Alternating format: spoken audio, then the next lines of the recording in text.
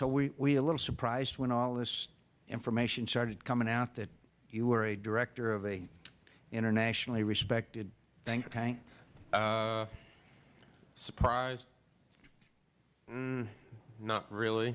The reason I got out of it, when I found out it involved the federal government, Indian tribes, and gambling, I knew that was headed down the wrong way.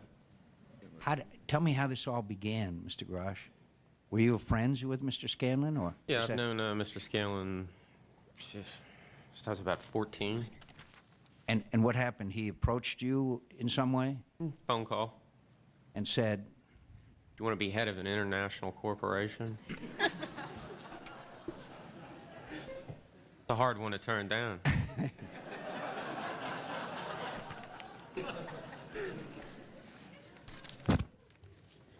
And at the time, were you living in Rehoboth Beach? Yes, sir.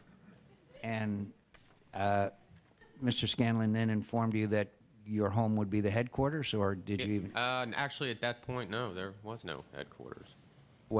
Tell me, could you tell me just the sequence of events that took place after that? I asked him what I had to do, and, you know, he said nothing, so that sounded pretty good to me. And then,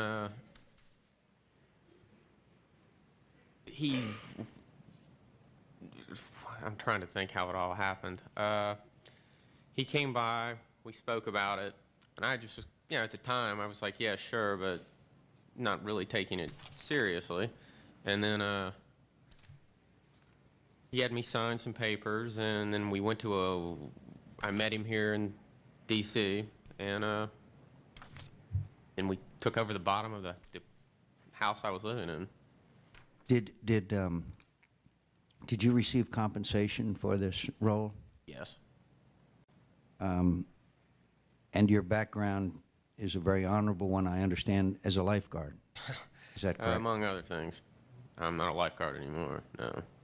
And could you give us a little resume of some of your background? Right now, I'm a excavator. I'm a machine operator, construction worker,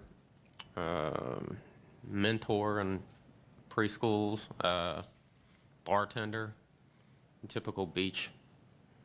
Thank you. Employment. And do you remember the extent of the compensation that you received from Mr. Scanlon, roughly? No more than $2,000, $2,500. A month? No, total. Total.